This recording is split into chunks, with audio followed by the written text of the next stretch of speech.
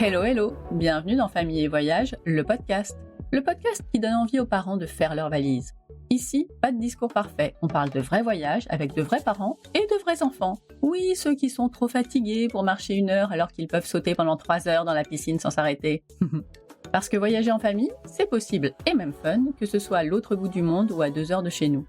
Moi, c'est Stéphanie, maman de 2 grands ados. J'ai survécu aux crises dans l'avion ou dans les musées, aux négociations dignes du GIGN pour avancer de 3 mètres et aux sandwichs oubliés dans le sac à dos. Pour cette saison 7, cap sur de nouvelles destinations, des reportages, des familles qui voyagent avec leurs chiens et leurs doudous, et des récits sans filtre où les galères rivalisent avec les couchers de soleil. Attention, votre liste d'envie va s'allonger. Si vous aimez le podcast, abonnez-vous, mettez 5 étoiles, laissez un petit mot ou partagez-le à vos proches. Ça le rend plus visible et inspire encore plus de parents. Vous le savez, les voyages en famille ne durent qu'un temps, alors profitons-en. Fanny, Antoine et leurs 3 enfants, Martin, Chloé et Anaé, forment la joyeuse tribu des 3 pins autour du monde. Depuis leur tour du monde en 2022, ils ne s'arrêtent plus de voyager. Cette fois, c'est en Espagne qu'ils ont posé leur tente de toit.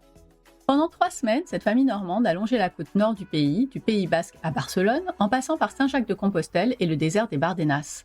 Un road trip sans réservation, au gré du vent et des envies, avec camping sauvage, surf, randonnée et tapas. Entre les soirées à chercher un endroit où dormir et les coups de cœur pour les villages espagnols, Fanny nous raconte un voyage joyeux et libre, celui d'une famille qui préfère les chemins de traverse aux itinéraires tout tracés. Si l'idée de voyager au rythme du hasard vous parle, vous allez aimer cet épisode. Allez, c'est parti pour le carnet de voyage de Fanny en Espagne. Hello Fanny. Bonjour Stéphanie. Comment ça va ? Ça va super. On en a déjà parlé un petit peu juste avant, mais comme tu as posté ça hier et que je trouve ça trop chou, comment va l'oiseau ? L'oiseau va très très bien. On lui apprend à voler dans la maison pour le relâcher d'ici quelques jours, quelques semaines peut-être. Vous apprenez à voler à un oiseau. Tout est tout à fait normal. On a recueilli un petit moineau quand il est né. On n'a pas retrouvé son nid et du coup on l'a recueilli à la maison. J'étais persuadée qu'il allait pas survivre. Donc j'ai fait ça pour ma fille et en fait il a survécu. C'est un warrior et ça fait, on l'a recueilli le 1er juillet et on est le 25. Donc ça fait 25 jours qu'il est à la maison. Waouh, c'est trop chou. Vraiment, on n'a pas l'habitude de voir des images d'oiseaux qui viennent de naître. C'est pas très joli d'ailleurs. Et de voir toute l'évolution. Et c'est vrai que ça n'a rien à voir avec la choucroute. Hein, mais moi, j'ai trouvé ça tellement dingue que je me suis dit, on va en parler. Comme ça, les gens iront voir. Notre petit chouchou, on l'a appelé chouchou. Et moi, je veux voir la suite. Il faut continuer ce reportage animalier hyper intéressant pour voir son envol, s'éloigner des chats. C'est ça, avec nos 2 chats qui se lèchent les babines en le voyant. Ouais. On se reconcentre, on va partir en voyage avec toi. Avant ça, est-ce que tu peux nous présenter ta famille et les voyageurs que vous êtes ? Alors, donc moi je m'appelle Fanny, je suis mariée à Antoine, on a 40 ans passés et nous avons 3 enfants, Martin, Chloé et Anaé, qu'on appelle nos pins parce que depuis qu'ils sont tout petits, ils sont accrochés à nous comme des pins. Donc on est la famille des 3 pins autour du monde. Ils ont quel âge ? Là maintenant, ils ont 15 ans, 13 ans et 10 ans. Et ils sont toujours accrochés à vous, même le 15 ans ? Non, Martin, à 15 ans, il commence un petit peu à se décrocher, là. Mais les filles, la dernière est encore bien accrochée et celle du milieu, elle se décroche aussi petit à petit. Mais on les appellera nos pins, toujours. Ah, quand même, ça changera pas. Vous êtes quel type de voyageur ? On est voyageurs seulement depuis 2022. Avant, on n'avait jamais voyagé et on est parti en tour du monde pendant 1 an, un peu sur un coup de tête après le Covid, comme beaucoup. Et voilà, et on a adoré ça. Je crois qu'on a enclenché quelque chose en nous et on ne s'arrête plus. Donc, vous n'avez jamais voyagé et vous avez commencé par un tour du monde ? Oui. Oui, voilà, c'est comme quand tu apprends à faire voler un oiseau. Hein ? Tout est toujours normal. Vous faites pas les choses à moitié. Non, jamais. Mais c'est fou, au-delà de la rigolade, commencer par un tour du monde avec 3 enfants, c'est pas forcément le plus simple. Non, c'est pas le plus simple. Après, on a pris 2 ans de préparation. En gros, on a vu une émission sur les familles autour du monde, sachant qu'on ne regarde jamais la télé. Je sais pas pourquoi ce jour-là, on est tombé dessus. Enfin, je ne sais pas. Depuis, la télé est sortie du salon, hein, quand même. On est dans une salle Ça donne trop d'idées, ce truc. Ça va pas le faire. Et en éteignant la télévision, j'ai regardé mon mari et je lui ai dit, ça me donne trop envie, j'ai envie de le faire. Et il me dit oui, vas-y, on le fait. Alors qu'il est pas du tout, lui, il est très casanier. Enfin, il était très casanier. Et voilà, il m'a dit, moi, je suis un peu la faux folle. Donc, moi, j'étais prête à partir 3 jours après. Et il m'a dit, tu me laisses une semaine, je regarde un peu, voilà, comment on peut faire ça. Et puis, une semaine après, il m'a dit, OK, banco, on part dans 2 ans. Ok, 2 ans, comme ça. Il avait calculé. Covid, en fait, on a laissé passer le Covid parce que du coup, on était en plein confinement là, et donc on a laissé passer le Covid. Et puis par rapport aux âges et aux classes des enfants, etc., on s'est dit que 2022-2023, c'était le bon timing pour nous. Et vous l'avez fait. Et on l'a fait. Et depuis, vous continuez de voyager. Et depuis, on adore ça et on n'a qu'une envie, c'est de continuer. On va pas parler du tour du monde, on va parler d'un autre voyage que vous avez fait il y a pas très longtemps, en Espagne cette fois. C'était quand exactement et quel âge avaient les enfants du coup? Alors, c'était en août 2024. Martin avait 14 ans, Chloé avait 12 ans et Anaë 9 ans. Pourquoi vous avez choisi cette destination? Alors parce que en rentrant de notre tour du monde, on a acheté une tente de toit qu'on met sur le toit de la voiture et on voulait partir en dehors de la France. Alors avant le tour du monde, pendant les 2 ans, on a fait un tour de France avec des tentes dans la voiture, histoire de voir si cette façon de voyager avec peu, etc., nous plaisait. Et donc on a découvert la France pendant 2 ans. Donc voilà. Ensuite on a découvert le monde et du coup on s'est dit l'Espagne c'est pas très loin. On parle espagnol qu'on avait appris un petit peu en Amérique du Sud et du coup ça nous plaisait bien. Et puis on emmène la tente de toit. D'ailleurs, je voulais pas demander, mais tu nous as donné un petit indice. C'est quoi votre style de voyage? Vous êtes plutôt route ou Ouais. hyper confort? Ah non, très route. La tente de toit, c'est pas hyper confort en général. Non. Combien de temps a duré ce voyage? 3 semaines. Beau voyage. Bon, c'est moins long qu'un tour du monde, mais C'est moins long qu'un déjà tour du pas mal. monde, mais c'était déjà génial, ouais. Comment tu l'as organisé? Et nous, on n'organise pas. Ah oui, non, en même temps, pourquoi ça m'étonne? On n'organise pas plus que ça, en fait. On regarde l'itinéraire qui nous plaît, mais sans être fermé du tout. Donc, on se dit, on va faire cet itinéraire-là. Au début, on pensait même faire Espagne et Portugal sur les 3 semaines. Et en fait, on a réalisé que sur place, en fait, il fallait se concentrer sur l'Espagne. Donc, on a enlevé le Portugal. Du coup, on ne réserve jamais rien. Voilà, on réserve pas de camping. Nous, on aime beaucoup faire du camping sauvage. En général, on fait 2 nuits de camping sauvage, 1 nuit en camping. Et du coup, on cherche le camping le jour même, pour se poser, faire les machines, profiter un peu d'une piscine, que les enfants jouent un peu. Voilà. Et c'est un mode de voyage qui nous plaît beaucoup, de rien réserver. Mais bon, parfois, on peut pas faire certaines choses parce que justement, on n'a pas anticipé. Ça peut pas marcher à tous les coups. Mais non, exactement. Mais vous trouvez des solutions. On trouve des solutions et finalement, on se rend compte que quand on n'anticipe rien, on peut changer nos plans hyper facilement et on se retrouve à des endroits magnifiques qui n'étaient pas prévus. On fait des rencontres qui n'étaient pas prévues. Enfin, voilà, donc c'est quelque chose qui nous plaît quand même beaucoup. C'est l'avantage. Après, on dit aussi que quand on est super organisé, ça laisse aussi la place à pas mal de spontanéité et c'est pas forcément un frein. Mais bon, après, chacun voyage comme il veut. Moi, je suis incapable de partir sans un tableau Excel avec tous les trucs déjà programmés, mais j'essaye de me soigner par rapport à ça. Eh ben, rentrons dans le vif du sujet. Est-ce que tu peux commencer par nous donner votre itinéraire? Oui, alors du coup, on est parti de Normandie, puisque c'est là où nous sommes. On est descendu jusqu'à San Sebastián, dans le nord-ouest de l'Espagne, et on a longé toute la côte nord jusqu'à Saint-Jacques-de-Compostelle. Ensuite, on est remonté par les terres vers les Pyrénées. Donc, on a quitté l'océan et on est resté un peu dans la campagne. On a été dans le désert des Bardenas, qui était incroyable. Et ensuite, on a longé les Pyrénées jusqu'à Barcelone.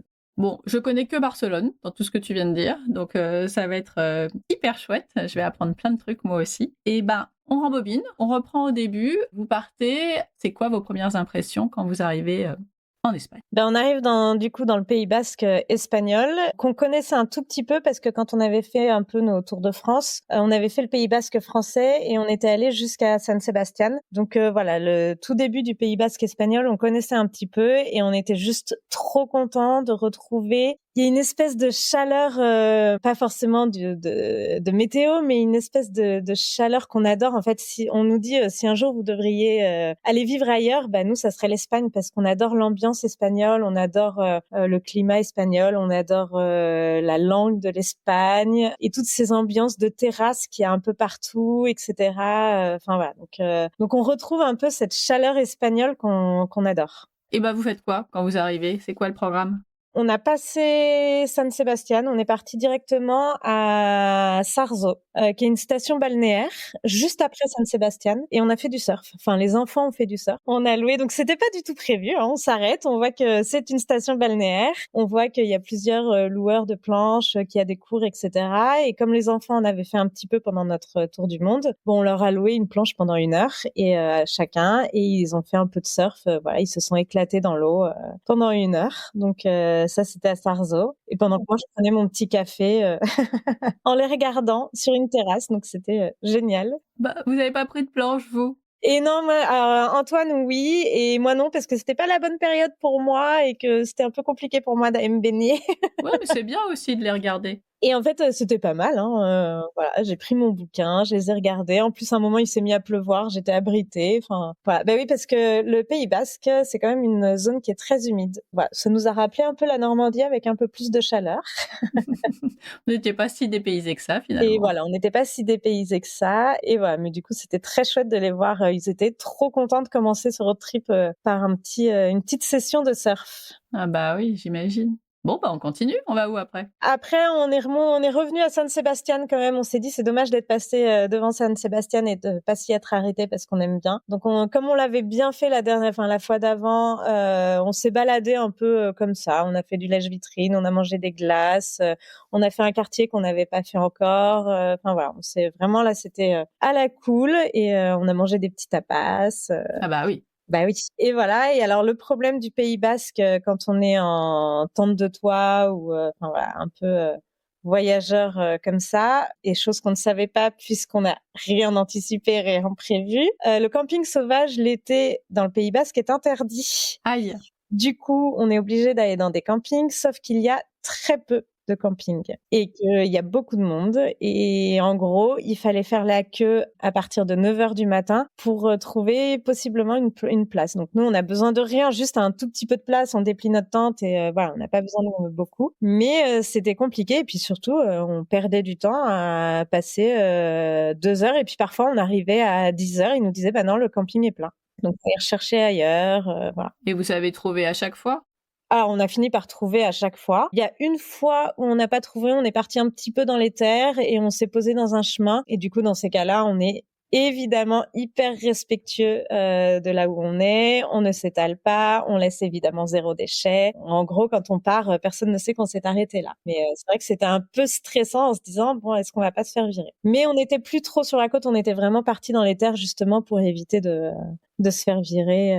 Bah tu m'étonnes. Mais ça a duré combien de temps cette problématique Le Pays Basque, en gros, ça a duré une semaine, une petite Ouais, semaine. quand même. Ouais. Donc on a été après San Sebastián, on est arrivé à Laredo et Laredo, on a adoré. C'est pareil, une station un peu balnéaire, donc en bord d'océan. Et là, on a trouvé une place dans un camping, donc on est resté, je crois, 2 nuits, il me semble. Il y avait un cirque à côté en plus qui était juste génial, sans animaux comme on aime, avec que des acrobaties, des clowns, des machins. Enfin, c'était assez sympa. Et puis le village de Laredo, il y a un vieux village vraiment très typique espagnol, tout en hauteur, avec des toutes petites ruelles. Des petits vieux qui se baladent main dans la main. Enfin, moi, ça a été un petit coup de cœur pour moi, Laredo. Les paysages magnifiques, les lumières magnifiques, une très grande plage sublime. Et voilà, donc là, on a bien marché pendant 2 jours. On a fait des petites randonnées autour. On est monté sur les hauteurs de Laredo. Voilà, c'était vraiment magnifique.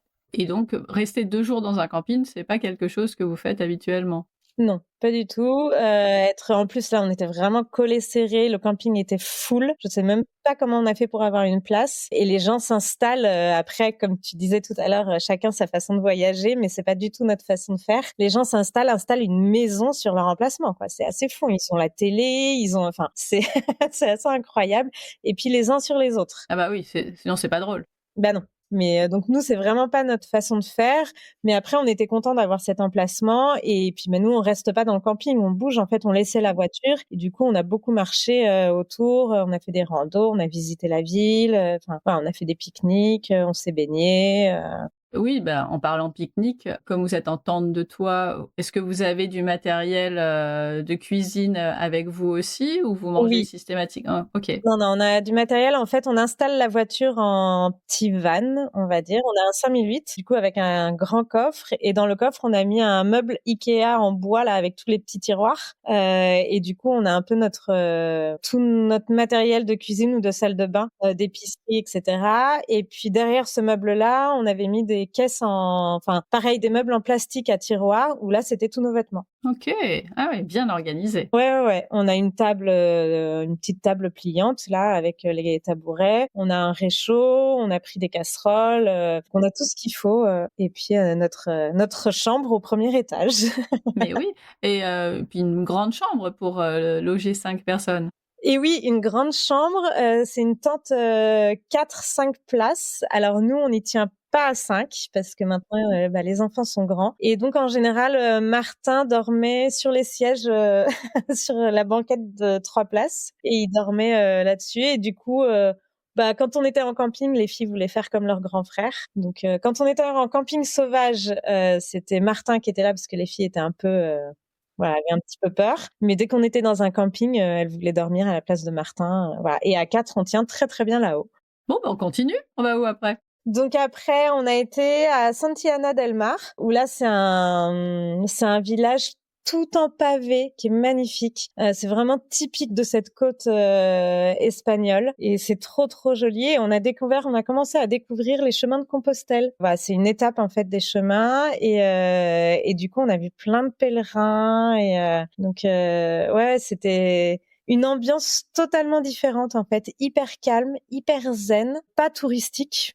Voilà, il y a pas plein de magasins de touristes, etc. Non, c'est vraiment très très calme et avec les auberges des pèlerins. Enfin voilà, c'était vraiment hyper joli. On a adoré cet endroit avec un petit monastère, un petit cloître. Vous êtes dit on va faire une partie du chemin? Ça a commencé un peu.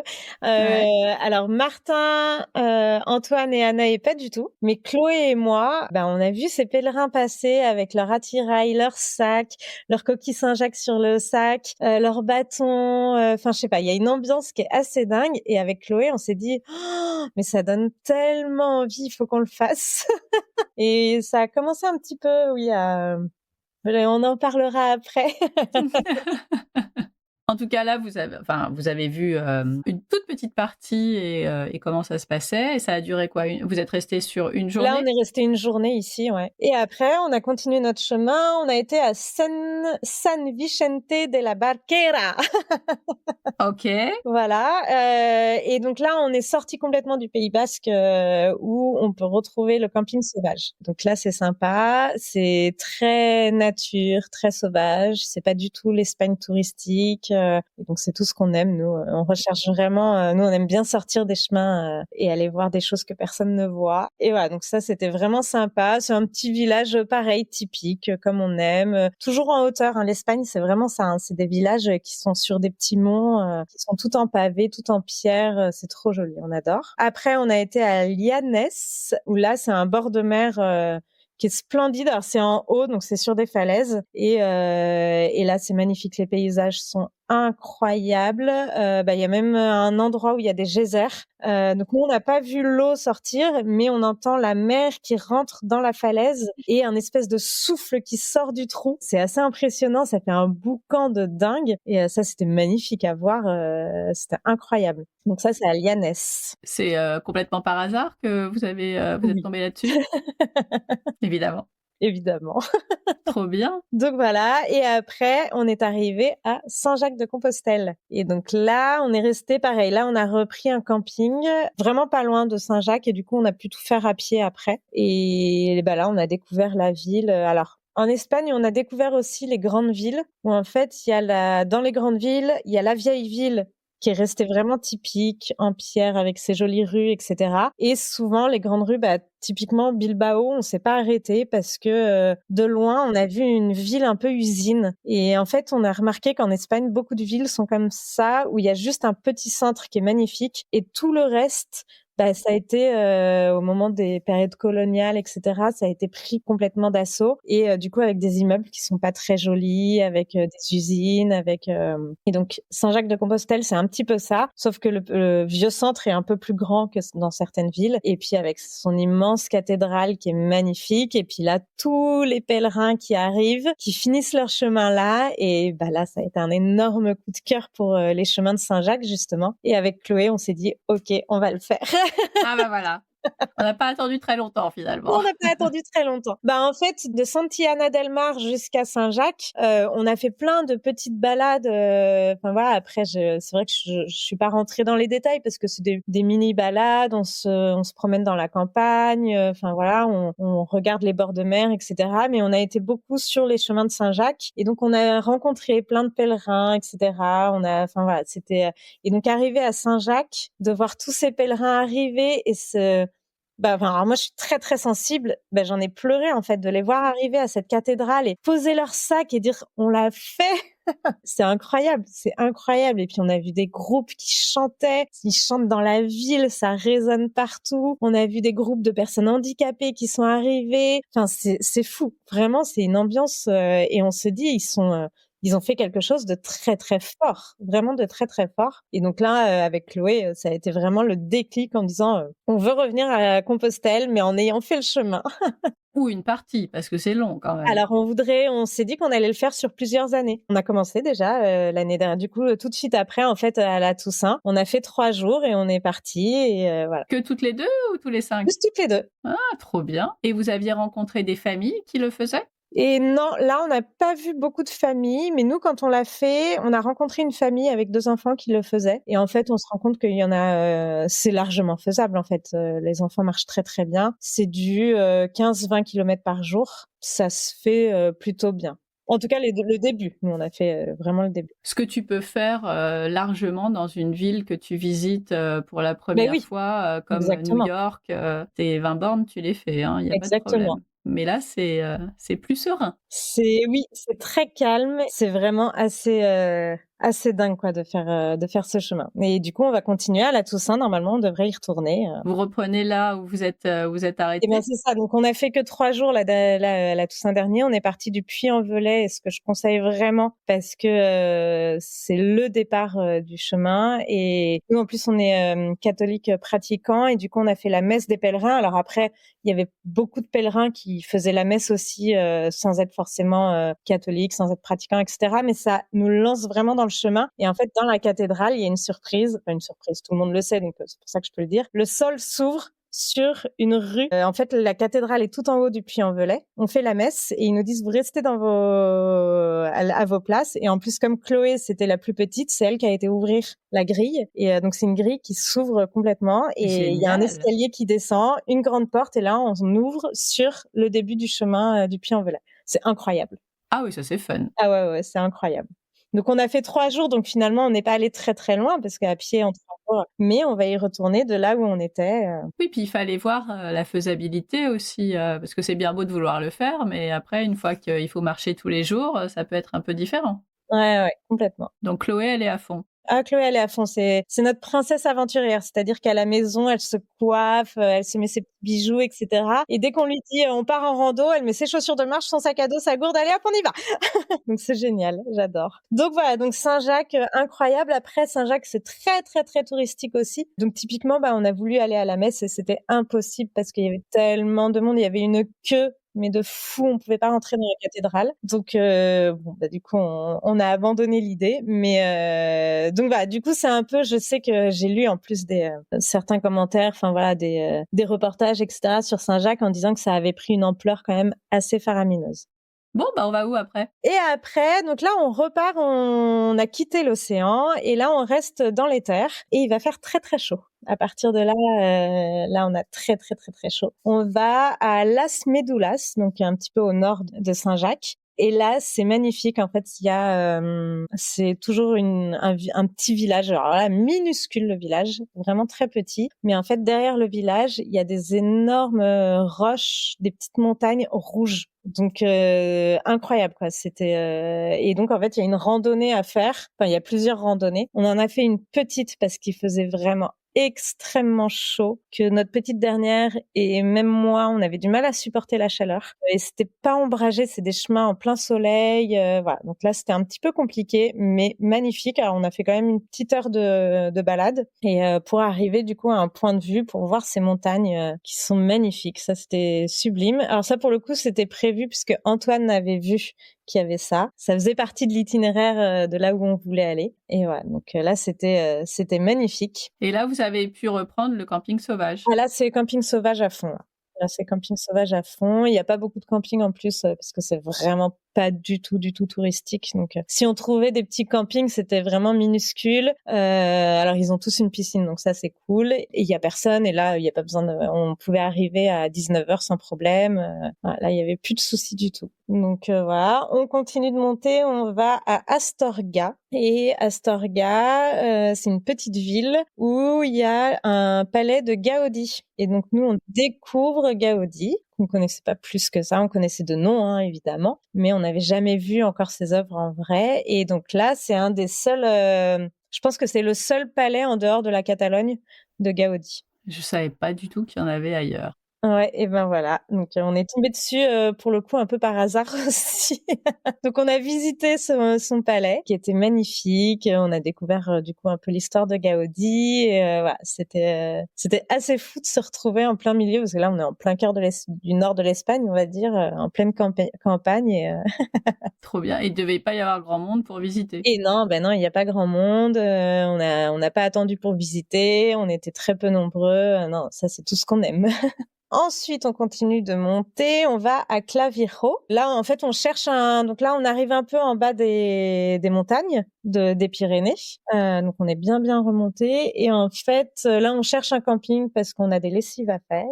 Ah bah oui. Donc, on cherche un camping et on en trouve un. Et en fait, c'est vraiment au pied des Pyrénées. Et un peu plus haut, on a la vue sur un château fort. Enfin voilà. Et donc, le lendemain, on a été visiter ce petit château. Et là, avec la musique de Zazie en fond, un château en Espagne. Enfin là, on était bien dedans, quoi.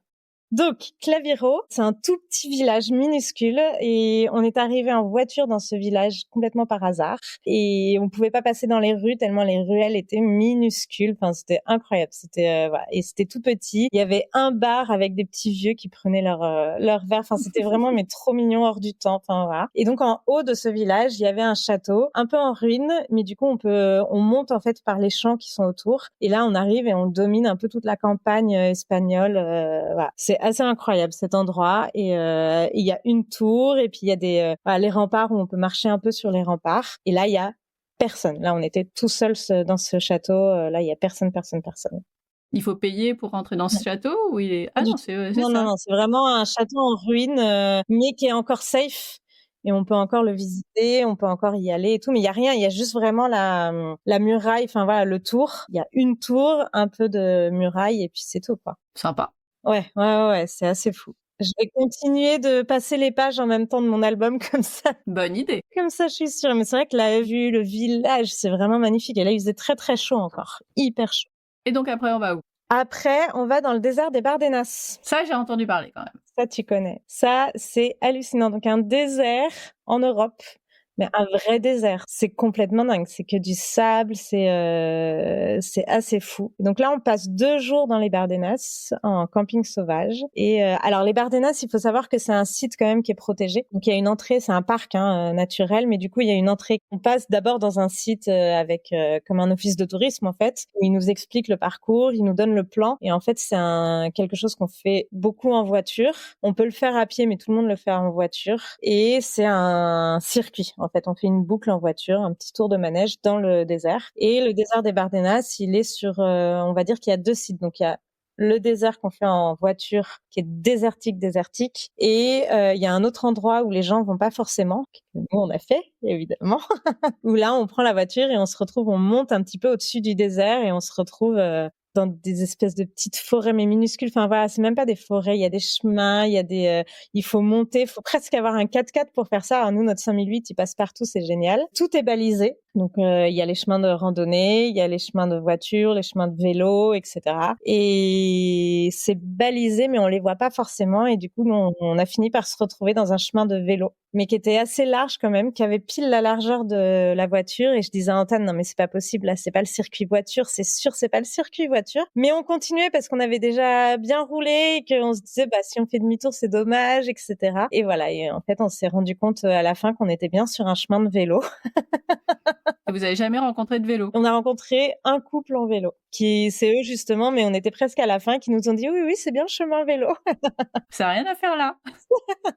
Mais c'était magnifique, c'était incroyable. Franchement, c'était incroyable. On était tout seuls et c'est vrai que comme c'est un endroit où les gens vont pas forcément, on n'a pas dérangé. Voilà. Vous avez quand même à un certain moment lâché la voiture pour aller vous balader à pied ou pas du tout? Il faisait 38 degrés, un truc comme ça. Donc il faisait très très très très chaud. C'est-à-dire que dans la boucle que tout le monde fait là, on y était le matin et après on s'est arrêté, on va marcher, on va voir un petit peu il y a des roches, voilà, il y a des formes, etc.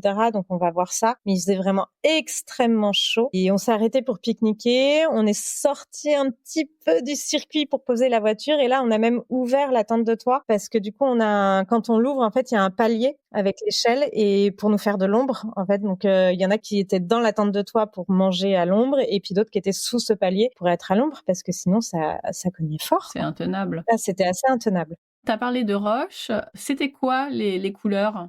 Les couleurs, c'est sable, jaune, ouais, c'est vraiment couleur sable partout. Mais c'est une étendue incroyable et puis tout d'un coup c'est tout plat et puis au bout il y a une petite montagne ou enfin une grosse roche. C'est fou, c'est assez aride. Il y a très peu de plantes. Enfin, c'est un vrai désert au sud de la France parce que là on est vraiment, pour le coup, on est vraiment derrière les Pyrénées, quoi. Et donc ça doit être, comme il fait très chaud, quand le soleil se couche, ça doit être un bon moment. C'est assez agréable, oui. En sortant, donc on a fait 2 jours dans les Bardenas et à la fin de la première journée, on s'est retrouvés, donc on sort des Bardenas, on va près d'une rivière et en fait, on était passé dans un village avant, on a une douche, un petit sac avec une douche en fait qu'on accroche et puis on se douche en dessous. Donc on avait été le remplir dans un village, voilà, dans un bar. On a demandé à ce qu'ils nous le remplissent. C'était très drôle parce qu'on était avec notre bidon et puis notre douche et puis la douche en plus c'est tout mou, donc il fallait bien la garder sur soi, etc. Enfin bon, on est passé encore pour des fous et on s'est installé près d'une rivière, enfin en haut d'une rivière. Donc on n'avait pas accès à la rivière, on était sur une petite falaise. Au coucher du soleil, il y avait personne et là on a pris nos douches comme à la maison en fait, Oui, hein. du soleil. C'était incroyable, c'est la plus belle douche que j'ai jamais pris de ma vie. Alors avec très peu d'eau et voilà, juste parce que dans les Bardenas, c'est très poussiéreux. On était plein de poussière avant de se coucher, c'était juste obligatoire de se rincer, etc. Et on avait eu très chaud. Et là, il faisait juste bon. Il devait faire 25 degrés, un truc comme ça. Oh, c'était incroyable avec le coucher du soleil qui descendait sur la rivière. Oh là là. Douche avec vue. Douche avec vue, exactement. Ouais, c'était fou. C'était fou. Oui, parce que dormir dans le désert, c'est pas permis, j'imagine. Ou alors c'est Non, pas non, non, hyper non, non. confort. Non, c'est pas permis du tout. Mais vraiment, c'est un parc naturel qui est très protégé et il y a des rangers, il y a des, enfin voilà, Non, mais c'est bien, il faut. Ah bah oui, oui, au début, j'étais très sceptique quand j'ai vu que c'était un circuit touristique, qu'il fallait faire ce tour de manège en voiture, que tout le monde faisait la même chose, on s'arrêtait tous aux mêmes endroits, etc. Au début, je râlais un petit peu en me disant ouais, c'est quoi ça, etc. Et puis après, je me suis dit bah oui, mais en fait, c'est le seul désert du coin, il est protégé, c'est leur façon de le protéger. Et finalement, c'est bien, ça évite que les gens fassent n'importe quoi, ça évite qu'il y ait des déchets partout, ça évite. Après coup, je me suis dit ok. Ouais. Et est-ce qu'il y avait vraiment beaucoup de monde? Oui. Ah oui. Oui, il y avait quand même pas mal de monde. Après, on a réussi à faire des photos où on est tout seul, hein, mais on n'est quand même pas à la queue. C'est pas bouché. Enfin voilà, on n'est pas dans des embouteillages où on se retrouve pas sur le périph' non plus. Mais il y a des camping-cars, il y a des motos, il y a des voitures. Et comme il faisait très très chaud, il y avait très peu de marcheurs. Donc on était vraiment tous avec nos véhicules et tout. Avec la clim. Avec la clim, à fond. Cool, belle étape. C'était assez incroyable. Franchement, le désert des Bardenas, c'était dingue. Eh ben, on continue alors. On continue et après on va à Saragosse. Et à Saragosse, pour le coup, c'est le coup de cœur de mon mari, d'Antoine. C'est une ville qui est culturellement parlant très très impressionnante entre la culture romaine, la culture arabe, la culture chrétienne. Il y a vraiment de tout dans cette ville et ils arrivent à vivre ensemble, etc. Enfin c'est magnifique en fait, c'est vraiment magnifique. Et puis les bâtiments, enfin voilà, tout ce qui est architecture, c'est vrai que c'était magnifique. On n'est pas resté assez longtemps parce que les enfants étaient pas mal râleurs à ce moment-là. Ils avaient plus envie de marcher. Ils étaient dans une ambiance un peu relou. Soyons clairs. Voilà, soyons clairs. Et du coup, on est resté une demi-journée. Et en fait, on aimerait beaucoup y retourner pour visiter la ville, mais quitte à y aller en amoureux, sans les enfants, et visiter la ville vraiment culturelle. Oui, en une demi-journée, tu peux pas faire grand-chose. Non, non, non. Mais là, on veut s'arrêter. On en a marre. On en a marre. Bah oui, mais ça faisait combien de temps que vous étiez partis là? Ça devait faire 2 semaines déjà, ouais. Ouais, avec pas mal de kilomètres au compteur. Alors c'est vrai que c'est un voyage où on a beaucoup roulé et on s'est dit bon, c'était peut-être un petit peu trop finalement. On aurait dû rester un peu plus centré sur une région et pas faire tout le nord de l'Espagne comme ça en 3 semaines. Alors qu'à la base, tu voulais faire le Portugal C'est aussi. ça. C'est ça. Ok, et bah après Saragosse, vous allez où? Et après Saragosse, donc là c'est là où on cherche un camping pour faire nos lessives et c'est là où on trouve un camping au pied d'un château avec une vue sur un château, un petit château fort et donc ça s'appelle Loiret.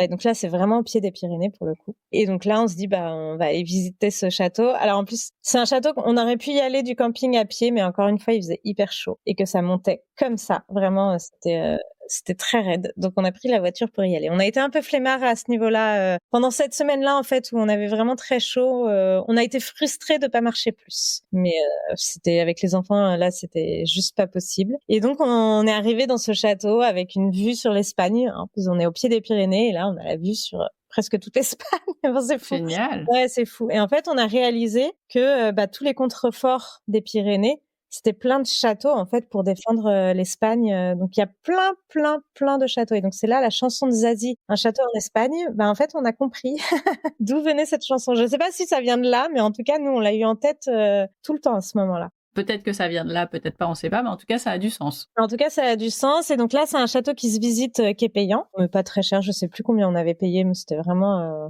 pas grand-chose. Et donc là on peut visiter tout le château, qui a été un petit peu détruit, mais il reste encore des pièces à l'intérieur. À un moment, il y a une espèce de chapelle qui résonne. On s'est mis à chanter. Alors, maman est devenue gênante. Mais on avait envie en fait. C'était incroyable. Ah ouais, non, c'était fou. Et voilà, donc là, c'était vraiment très chouette. Une belle découverte qui n'était pas du tout prévue encore. Une très jolie découverte. Ensuite, on a été à Las Peñas de Riglos. Pareil, un tout petit village typique. En fait, on a beaucoup visité de petits villages typiques, pas touristiques. Et avec moi, c'est tout ce que j'aime. En fait, les toutes petites ruelles où on marche dans les villages, où il y a des fontaines un peu partout pour se rafraîchir. Tout ça, on adore, quoi. C'est avec la vue sur les montagnes. C'était vraiment trop beau. Puis après, on a trouvé une rivière parce qu'on n'en pouvait plus de cette chaleur. Donc là, à partir de là, on a commencé à chercher des endroits avec des rivières pour pouvoir se rafraîchir. Donc voilà, pouvoir marcher tout en se rafraîchissant. Donc là, on a passé toute l'après-midi au bord d'une rivière. Alors pareil qu'on a trouvé un peu comme ça. Il y avait 0 touriste.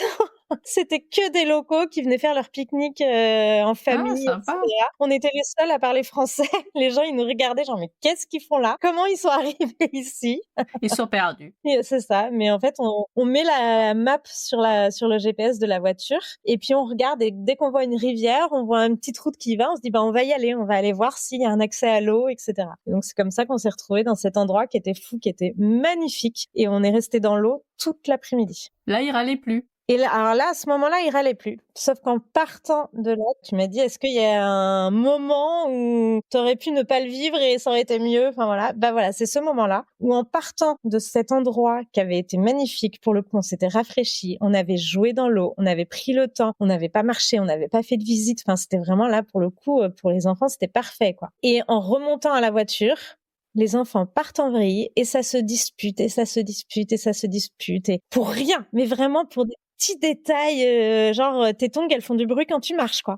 L'horreur. Et l'horreur, on met tout le monde dans la voiture. C'est moi qui conduis dans notre couple. Donc, je prends la voiture. On commence à rouler. Et là, je m'énerve dans la voiture. Je m'arrête sur le côté. Je les sors de la voiture en disant, je n'en peux plus. En fait, là, vous me gonflez. On est en train de passer un voyage. C'est génial. En fait, mais là, on pète tous un câble. En fait, mon mari se met aussi à péter un câble, etc. Voilà. Et là, je prends le GPS et je mets l'adresse de la maison.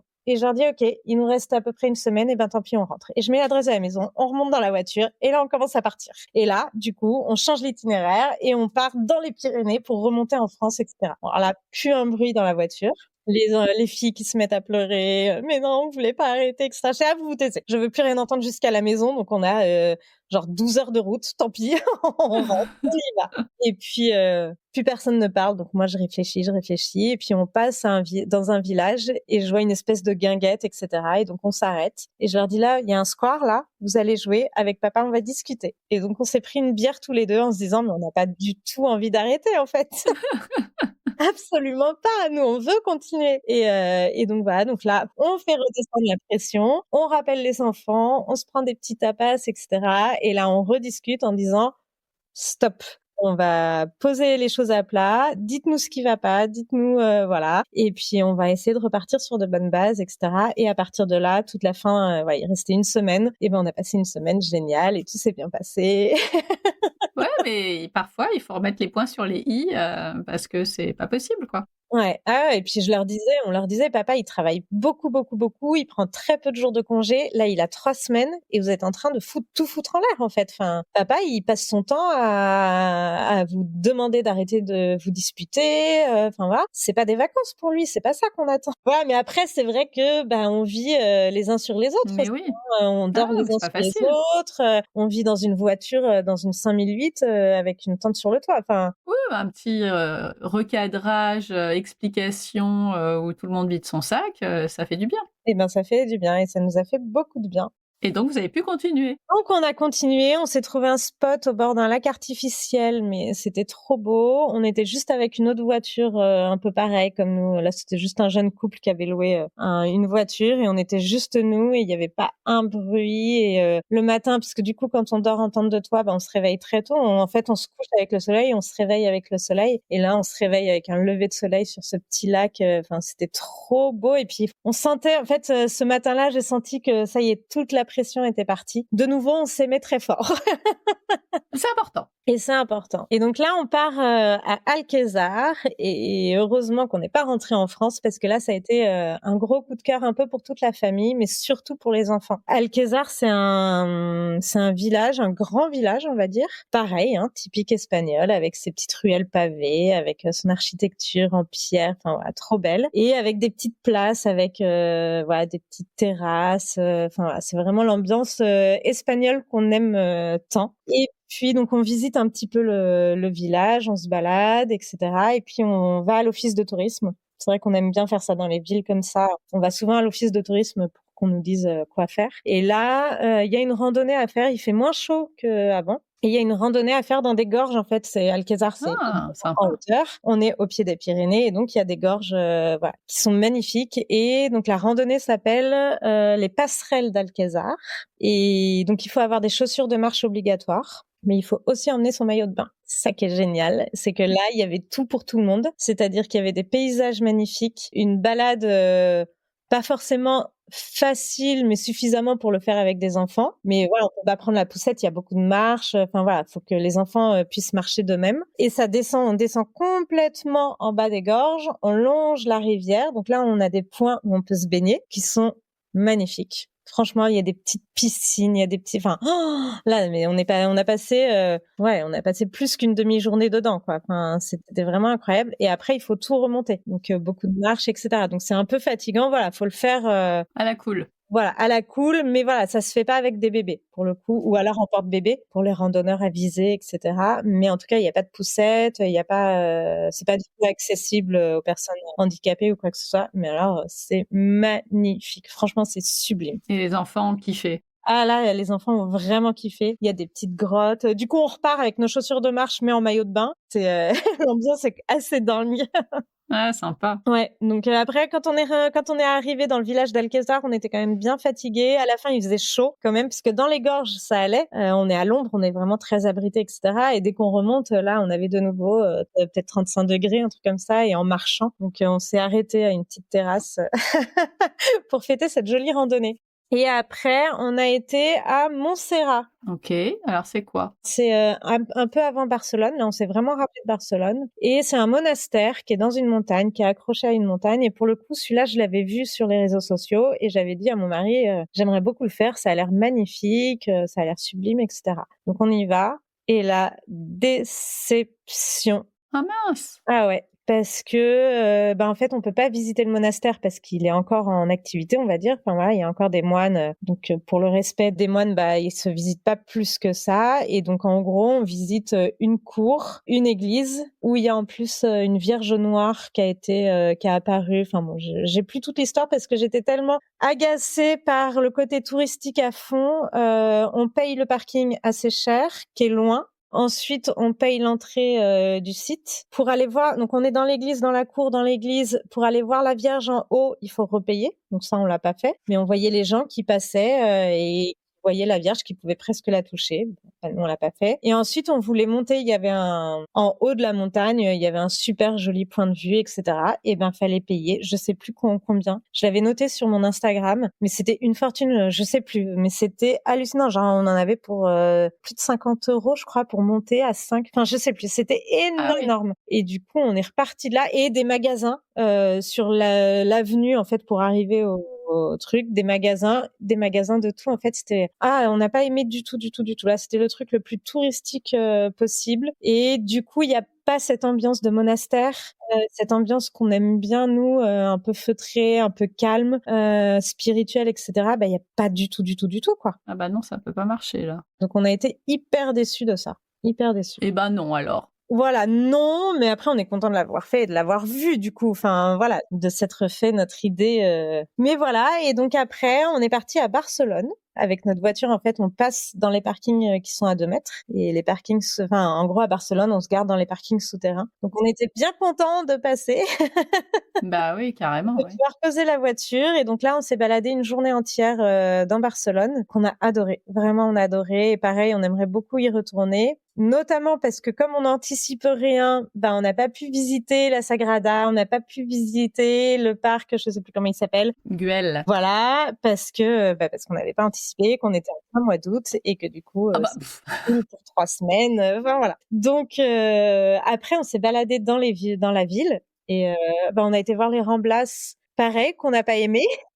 Bah non, il y a trop de monde. Beaucoup trop de monde. J'étais en stress. Je tenais mes filles par la main. J'étais en stress de les perdre alors que je suis pas du tout du genre angoissée. Mais alors là, c'était horrible. Et du coup, on est très vite parti dans les ruelles sur les côtés où là, il n'y avait personne. Mais vraiment personne. On a des photos où on est seul dans les ruelles, juste sur les bords de Ramblas. Enfin, c'est incroyable. Les gens sont tous au même endroit parce que ça s'appelle les Ramblas, quoi. Et puis, franchement, voilà, à part des trucs touristiques, de la mauvaise gastronomie, enfin, c'est même pas de la gastronomie, de la mauvaise bouffe hyper chère. C'est ça. Les Ramblas, il y a rien. Non, il y a rien du tout. Donc par contre, les petites ruelles tout autour sont splendides, c'est magnifique, toute l'architecture évidemment de Barcelone, enfin voilà. On a été voir évidemment tous l'architecture de Gaudi, voilà, tous les immeubles, voilà, c'était donc on a adoré Barcelone, la Sagrada, on est resté bien 1 heure autour de la Sagrada puisqu'on n'a pas pu rentrer. Mais déjà rien qu'1 heure autour à faire tout le tour et à regarder les détails, etc., c'est incroyable. C'est incroyable. Franchement, c'est fou. Donc, j'espère il faut vraiment qu'on y retourne pour aller voir l'intérieur. Faut attendre qu'elle soit finie maintenant, tant qu'à faire. Oui, c'est vrai qu'il y avait beaucoup d'échafaudage. Ah oui, mais ça fait trop longtemps. Mais normalement, elle est finie l'année prochaine. D'accord. Bon, on ira pour l'inauguration. Mais c'est ça, non mais c'est une histoire sans fin et j'ai pas vérifié avant qu'on se parle, mais la dernière fois que j'avais regardé, c'était prévu pour 2026. Ça a été reculé maintes et maintes fois. J'imagine. Mais là, on n'a jamais été aussi près du but, donc faut que ça s'arrête. Ben oui, c'est clair, c'est clair. Mais c'est vrai que c'est complètement dingue, hein, cette architecture, toutes ces petites sculptures, enfin, c'est fou. Mais Barcelone, une journée, c'est de toute façon pas Mais suffisant. Il y a évidemment. trop de choses à voir et à faire, ça c'est sûr. Prochaine fois. Je pense qu'on va y retourner pour le coup, un week-end, faut qu'on s'organise ça. Qu'on organise et ça c'est Oh, oula, pas gagné. ça c'est pas gagné. En 2030 peut-être. C'est ça. Donc voilà et puis après on est rentrés tranquillement, en passant chez les copains en France, voilà. On est remontés tout doucement. Super voyage. Ouais. Ah ouais, c'était chouette. Eh ben, on va passer au guide pratique alors. Comme ça, pour ceux qui ont envie de faire la même chose ou en tout cas de se rendre compte de certains points pratiques, eh ben, on y va. Alors, d'habitude, c'est combien d'heures d'avion, quel décalage? Ha ha ha. Donc, combien d'heures de route pour aller de chez vous à votre première étape? Eh bien, je vais te dire ça tout de suite. Après, nous, on l'a fait petit à petit. Ah oui, ok, vous aviez déjà fait une partie. On est passé en Bretagne chez des amis avant de partir. Oh, c'est une dizaine d'heures, j'imagine. C'est 8h30 exactement de la Normandie pour aller à San Sebastian. Bon, pas de formalité, pas de vaccin, rien de particulier. L'Espagne, c'est cool, c'est à côté. C'est facile.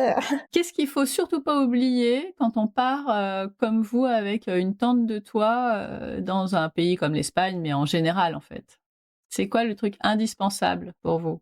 Ben, on part tellement, nous, tellement à la route, c'est tellement sans rien qu'on part avec 2 shorts chacun, 3 t-shirts. Si après tout ce qui est l'aménagement de la voiture pour pouvoir cuisiner et être autonome, on va dire. Enfin voilà, tout ce qui est réchaud, un bidon d'eau. Le bidon d'eau, c'est hyper important pour pouvoir s'hydrater tout le temps, parce qu'en plus on y a été, il faisait très chaud. Nos gourdes, enfin l'eau est hyper importante, j'ai envie de dire.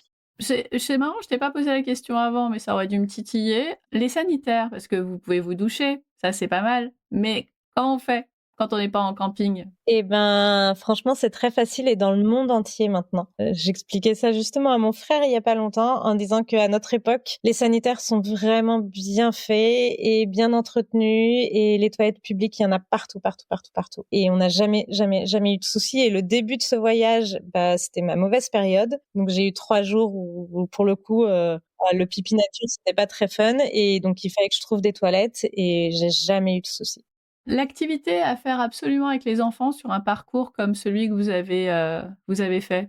Mais nous, on fait beaucoup de randonnées. Nous, on est très, très fans de randonnées. Donc, les itinéraires en général qu'on fait, c'est pour prévoir aussi de marcher, de randonner, voilà, de lâcher la voiture. Notre but, là, on a trop roulé pour nous parce qu'il faisait trop chaud, et cetera. Donc, on a fait beaucoup trop de voitures. Notre but, c'est de poser la voiture et de marcher toute la journée, en gros. Enfin, voilà, nous, c'est vraiment les randonnées qu'on aime le plus faire en famille.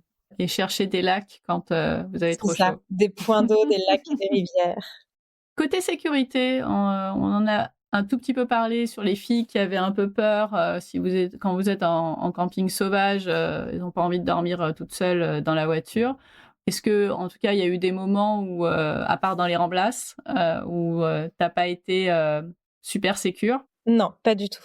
Pas du tout. Vraiment, tous les campings sauvages qu'on a fait, on s'est pas du tout senti en insécurité. Il y a des moments où on était vraiment tout seul, mais vraiment tout seul et on n'a rien, enfin voilà, il s'est rien passé. D'autres moments où on était avec d'autres voyageurs qui faisaient comme nous et en général, c'est des gens qui sont respectueux, qui sont, donc non, c'est les filles avaient peur d'être un petit peu «loin de nous» entre guillemets quand elles sont dans la voiture. Mais franchement, Martin qui a dormi dans la voiture beaucoup, il a jamais eu de frayeur, ni d'animaux, ni de Oui, vous en avez rencontré d'ailleurs non, des animaux? non, on Non? s'est levé un matin, on était, dans le désert des Bardenas, avant d'aller dans le désert, on s'est posé donc juste avant le désert. On était un peu en hauteur justement au-dessus du désert et le matin, on entend des bruits, voilà, on ouvre la tente et là, en fait, il y a un troupeau de moutons qui est passé devant la voiture, mais je sais pas quoi, il y avait des centaines de moutons, de brebis, enfin je sais pas. Ah oui, ça peut faire du bruit. Ça faisait un peu de bruit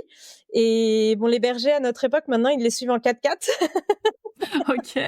Voilà, donc le berger était à l'arrière avec son gros 4x4 là, mais c'était assez marrant, c'était assez original de se réveiller et d'ouvrir comme ça et de voir tout le troupeau de moutons passer à côté de la voiture. Ils sont vraiment passés juste à côté, on était dans le troupeau, quoi. Heureusement qu'ils ont pas essayé de grimper. Ouais, ils marchaient. Ils ont juste fait une brèche pour vous C'est ça, ouais, entourer. limite. Non, ils sont tous passés du même côté, mais ouais, c'était assez incroyable. Après, on a vu beaucoup d'oiseaux, des gros oiseaux, des gros rapaces, mais c'est tout. Votre camping préféré sur ce parcours? Est-ce qu'il y en a eu un qui était plus sympa que les autres? Notre camping préféré, bah, peut-être justement celui qui était sous le château, à Loiret, qui était un petit camping. Il y avait une petite piscine, il y avait pas grand monde, c'était assez nature. Voilà, après, ça dépend ce qu'on cherche. Nous, on cherche vraiment le plus nature possible et le moins de monde possible. Après, celui de Laredo, il était génial aussi. Il y avait une grande piscine, pas loin de la mer. Celui-là, si on cherche un camping pour y rester une semaine, celui de Laredo est vraiment sympa. Et surtout qu'il y avait le cirque à côté. Enfin, il y a plein d'activités en fait à faire à Laredo. Donc celui de Laredo est pas mal quand on veut se poser. Les spécialités culinaires à pas manquer, à part les tapas. Les tapas, alors si, à Compostelle, on a quand même retrouvé les empanadas qu'on avait découvert en Amérique du Sud. Donc voilà, mais évidemment, empanadas, tapas, enfin, nous c'est tout ce qu'on aime. On mange bien en Espagne. Ah oui, ça c'est sûr. Il n'y a pas de problème. Tout ce qui est charcuterie, c'est fou. Côté budget, on s'attend à quoi? Et ben côté budget, nous on fait très très très léger puisqu'on est en voiture, qu'on paye on paye très peu de camping. Et ben côté budget, je t'avoue que j'ai pas fait le. On se doute que c'est pas des semaines à 10 000 euros, hein, clairement. Non, non, c'est à 5 en tout pour les 3 semaines. On en a peut-être eu pour 4 000 peut-être. Entre l'essence, C'est ça. la Il y a l'essence, nourriture. le péage, la nourriture, quelques campings, quelques visites. Oui, en plus, vous êtes plutôt axé rando, donc c'est même pas les visites qui vous coûtent cher. Non. Faudra prévoir la Sagrada quand même la prochaine fois. Oui, ouais, non. Tu nous en as raconté une petite pendant ce voyage, mais est-ce que tu en as une autre, une anecdote qui t'est arrivée donc dans peut-être le tour du monde ou d'autres voyages et dont tu te serais bien passé? Bah, pendant le tour du monde, oui, il y a c'est Anaé aux Philippines qui s'est fait piquer par une méduse, pas très cool. Mais on a su qu'après que c'était une méduse mortelle, Oh, mais mon Dieu. elle avait le bras lacéré. Et comment vous avez fait? Et ben, en fait, elle nageait. En plus, c'était en fin de journée, donc on avait enlevé les t-shirts d'eau là, anti-UV, etc., parce qu'il y avait plus de soleil, etc. Et puis là, elle se met à pleurer, sachant que Anaé est pas très sensible à la douleur, donc bon, voilà, quand elle pleure, c'est qu'il y a quelque chose, etc. Je savais qu'il y avait des méduses, mais je savais pas quel type de méduse. Et du coup, je la sors pour aller dans l'hôtel. On avait un hôtel vraiment en bord de plage, etc. Puis là, les locaux, on était à Port Barton, qui est un tout petit village très typique, pas touristique, voilà. Tous les locaux qui viennent vers nous et qui nous disent jellyfish, jellyfish. Bah oui, je pense que c'est une méduse. Oui, oui. Et puis là, on arrive dans l'hôtel. La nana de l'hôtel nous saute dessus et elle met Anaïs sous la douche et elle met du vinaigre tout de suite. Elle nous a vu arriver, elle a su. Donc elle a mis du vinaigre sur le bras de Anaïs qui a arrêté de pleurer instantanément. Donc il faut le savoir, le vinaigre pour les piqûres de méduses, c'est magique. Ok, super tips. Ouais. Et après, elle a pris du marc de café et elle m'a dit de frotter. Et en fait, quand j'ai frotté, j'ai le tentacule qui était enroulé autour de son bras, qui était, mais long, il devait faire 50 centimètres. Enfin, il était immense, mais c'était horrible. Donc, j'ai dû le dérouler du bras pour l'enlever. Et puis vraiment, je te dis, il était hyper long. Et donc voilà, bon, après, on a frotté avec le marc de café. Elle disait plus rien. On n'est pas retourné dans la mer. Elle s'est baignée dans la piscine. Et puis moi, tous les soirs, je faisais mon petit post Instagram, mes petites stories, etc. Et donc, je raconte cette petite anecdote. Je pose mon téléphone, on s'endort. Et puis le matin, je prends mon téléphone, je regarde tous les messages que j'ai. Et puis là, j'ai pas mal de messages qui me disent tu connais les Jellybox? Non, je connais pas les Jellybox. Bah regarde sur Internet. Et là, je regarde et en fait, il s'avère que c'est une méduse mortelle et qu'on était en plein dans la zone des Jellybox. Mon Dieu. Donc là, je saute de mon lit. Les enfants étaient dans un bungalow à l'autre bout de l'hôtel, donc je cours dans le jardin. J'arrive et là, Anaï qui dormait comme un bébé et il s'est rien passé. Et en fait, il s'avère que la nana de l'hôtel vient me voir et elle me dit ça va la petite? Je dis oui, ça va. Elle me dit ça devait être un bébé du coup. D'accord. Ok. Voilà. Et en fait, c'est des méduses. Si elles te piquent ici, le poison il va directement dans le cœur et en moins de 5 minutes, tu fais une crise cardiaque. Voilà. Et après, j'ai une abonnée qui m'a dit, fais attention quand même, parce que moi, je m'étais fait piquer dans la nuque. Comme ta fille, ça allait bien. Et 3 semaines après, j'ai été prise de vertige, de nausées, etc. Et j'ai passé 3 semaines à l'hôpital. D'accord. Donc, pendant 3 semaines, j'étais comme ça. Bah, tu m'étonnes. Et puis, elle a eu le bras brûlé pendant 1 mois. Waouh, J'aimais déjà pas les méduses. Enfin, personne n'aime les méduses dans l'absolu. Le lendemain, on avait prévu une sortie bateau avec snorkeling, etc. Et ben, c'est Chloé, sa sœur, qui voulait pas se baigner et elle qui sautait dans l'eau. Tout est normal. Après, je lui avais pas dit. Enfin voilà, moi j'avais minimisé les choses. Je lui ai dit qu'à la fin du voyage, qu'en fait la méduse qui l'avait piquée, elle était dangereuse. Je lui ai pas dit tout de suite. Ouais, heureusement, c'était un bébé. C'était un bébé. Oh la vache. Ouais. Votre prochaine destination en famille? On repart pendant 4 mois l'été prochain et on repart en Asie-Océanie. C'est bien. On est vraiment de tout, enfin de rien à tout chez vous. Vous partez quand? On part juin, juillet, août, septembre. Waouh, 2026. trop bien. Et d'ici là, rien? Et d'ici là, il va y avoir Compostelle. Et puis non, parce qu'il faut quand même économiser pour ce voyage. Hein. Bah oui. Donc là, cet été, on part pas. Typiquement, on reste dans notre Normandie. On est sur les plages d'Omaha Beach, donc on est plutôt pas mal. Pire. Et voilà. Et on a un gîte qu'on met à louer à fond pour économiser. On part pas, on économise à fond. Et puis voilà. Donc il va y avoir un peu de Compostelle à la Toussaint. Après, on a la tente de toit, donc c'est facile aussi. Typiquement, la semaine dernière, j'ai emmené ma fille dans le Cotentin. On est parti 2 jours avec la tente de toit dans le Cotentin. Autre mois d'août, juin, juillet, août, septembre. C'est trop pour les vacances scolaires. Qu'est-ce qui se passe? En fait, à partir du moment où on part du territoire français plus de 3 mois, on ne doit rien à la France. Au niveau scolaire, ils peuvent normalement pas nous dire grand-chose. Après, on verra, on va leur dire en septembre. Oui, bah oui. On leur a pas dit. Mais Martin, il sera en seconde, Chloé en 4e et Anaë en CM2. C'est bien. C'est ça. En fait, on s'est dit, si on voulait repartir avec eux sur un grand voyage, la dernière. C'est un peu la dernière fois parce qu'après, Martin va passer son bac, Chloé son brevet, et puis après, c'est lancé, quoi. Ouais, trop beau projet. Ouais, et puis dès que les enfants seront partis de la maison, donc d'ici 10 ans à peu près, puisqu'Anaë va avoir 11 ans, là en Normandie, on est en pleine campagne, on est loin des villes, etc. Donc autant te dire que leurs études, ils vont aller les faire dans les grandes villes, ils seront plus à la maison. Ah bah c'est clair, oui. Et on attend que ça parce qu'on voudrait repartir, on aimerait acheter un véhicule aménagé et faire 6 mois en Amérique du Sud. Trop bien. Juste tous les deux. Bon, vivement, 10 ans. Déjà, l'été prochain, ça va être cool. L'été prochain, on va faire Japon, Polynésie, Australie, Indonésie, Vietnam. Trop bien. Quelle destination aimerais-tu découvrir sur le podcast? Ah, le Japon, je veux bien. Ça m'intéresse. Mais oui, j'ai 2 épisodes sur le Japon. Eh bien, je vais aller voir ça parce que c'est vrai qu'on connaît pas du tout, que c'est les enfants et Antoine qui veulent absolument y aller et moi, j'avoue que je m'y suis pas du tout intéressée encore. Et tout le monde nous dit que c'est génial. Donc voilà, il faut que j'écoute un petit peu. Je suis en train de... Alors, je suis un peu à la bourre, mais je suis en train de mettre tous mes articles, j'étais au Japon l'été dernier, sur mon blog. Je vais en faire des capsules de podcast aussi, mais je suis super en retard, quoi. C'était il y a 1 an. Tout est normal, moi aussi. Je suis pas hyper bien organisée sur ce coup-là. Mais ouais, le Japon, c'est dingo. Dingo. Ouais, c'est vraiment ce que tout le monde dit. Ma petite question signature du podcast, ça signifie quoi pour toi, voyager en famille? Pourquoi tu aimes ça? Et qu'est-ce que tu dirais à des gens qui pensent que ça sert à rien de partir en voyage avec des enfants? Parce qu'ils s'en souviendront pas. Déjà, nous, ils sont un peu grands, donc ils s'en souviennent. Ça, c'est sûr.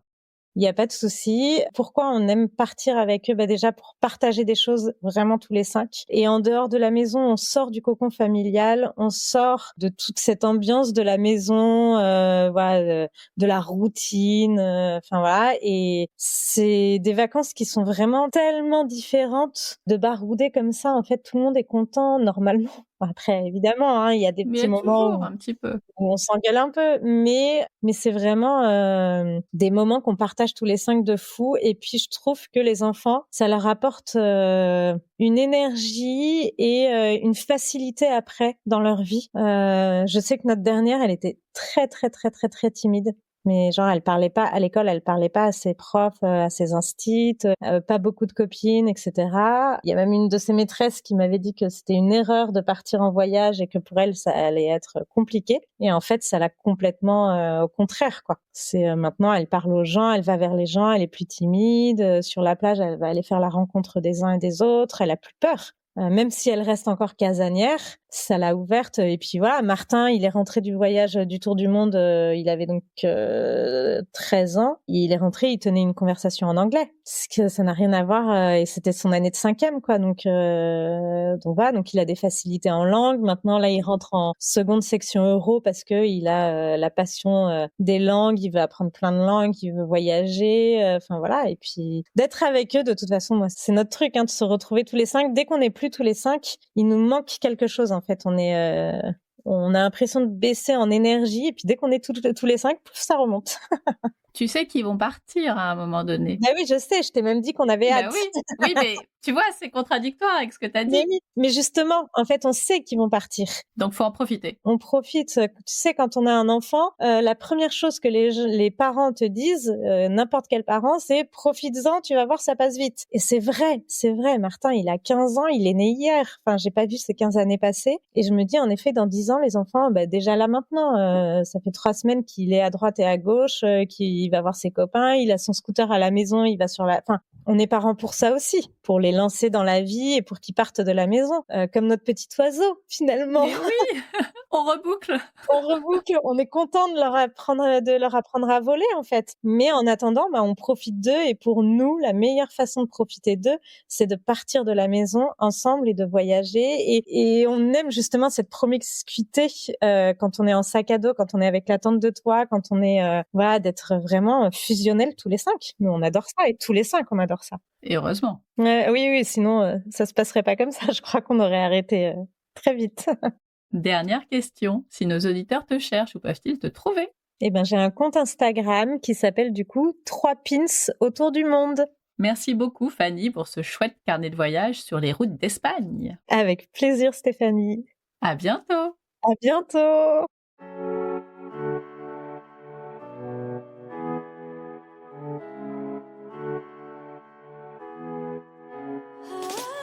Et voilà, merci d'avoir écouté jusqu'au bout. Si cet épisode vous a plu, pensez à le partager aux parents qui cherchent de nouvelles destinations testées et approuvées, et aussi à ceux qui pensent encore que voyager en famille, c'est un parcours du combattant. Alors en fait, parfois ça l'est, mais pas plus que sans les enfants, et surtout c'est tellement plus chouette avec eux. Pour ne manquer aucun épisode, abonnez-vous sur la plateforme que vous utilisez en ce moment. Ce serait vraiment dommage de louper les prochaines destinations. Comme d'habitude, toutes les infos de l'épisode sont sur le blog famille et voyage avec un s.com. Et si vous avez envie de papoter, de poser une question, de proposer une destination ou un invité, retrouvez-moi sur Instagram à Famille et Voyage, toujours avec un S. À très vite pour le prochain épisode. D'ici là, prenez soin de vous, inspirez-vous et créez-vous de chouettes souvenirs en famille.